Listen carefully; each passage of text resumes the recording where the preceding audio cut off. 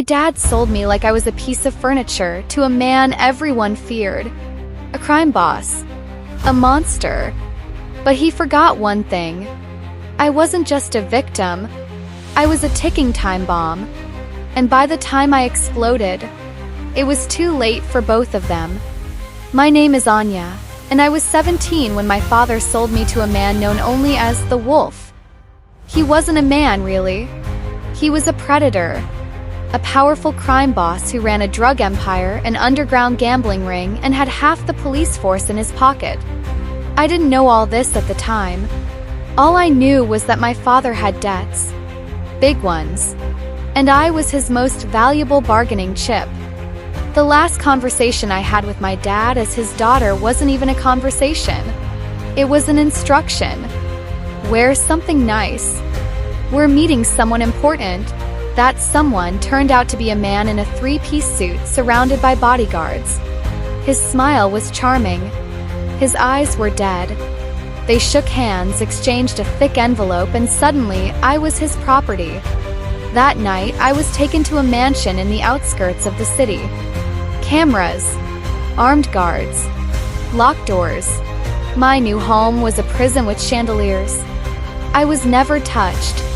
That was part of the deal. But that didn't mean I was safe. He wanted a doll, someone to accompany him, smile at dinners, stay silent while deals were made.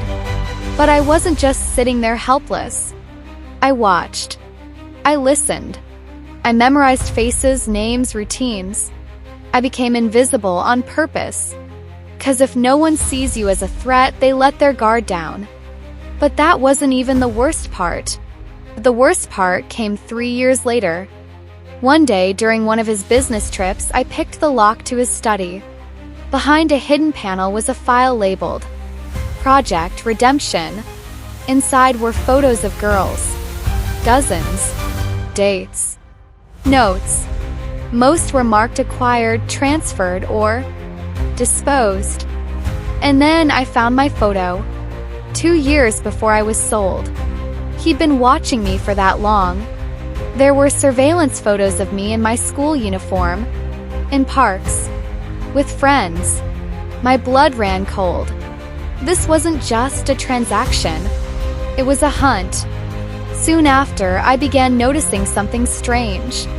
Every week, a nurse came in to give me an immune booster. But one day, she left her tray unattended.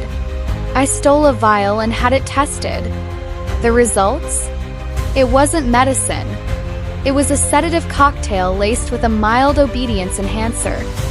He was chemically conditioning me. I realized then I was being groomed. Not just for show, but for something much darker. And that's when the rage overtook the fear. For months, I played the role of the perfect, docile companion. Meanwhile, I built a network. The guards underestimated me. The maids whispered when they thought I wasn't listening. Cook had a cousin in the local hacker scene. Piece by piece, I assembled leverage. Bank records. Drug routes. Bribed officials. Everything. And then I made a deal with his biggest rival. But I didn't just want him to fall. I wanted both of them to fall. Just as I was about to make my move, my father reappeared. Disheveled. Broke. Desperate. He showed up at the mansion asking for more money.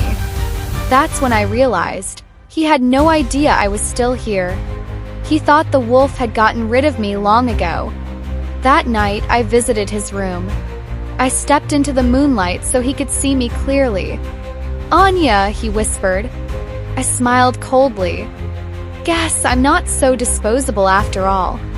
And then I had him escorted to the basement.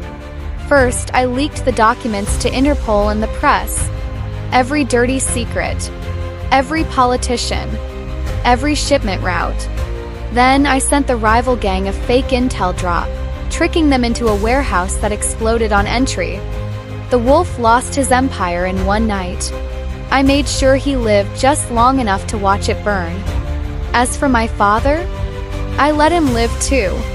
But he woke up in a foreign country, alone, stripped of all IDs, cash, and history. Just a note in his pocket. She was worth more than you ever imagined. Now I live under a new name. I own a cybersecurity firm. No one knows what I've done, but sometimes I still hear the echo of my dad's voice. Wear something nice. And I smile, because I wore something nice the night I burned their empires to the ground. People say revenge doesn't bring peace.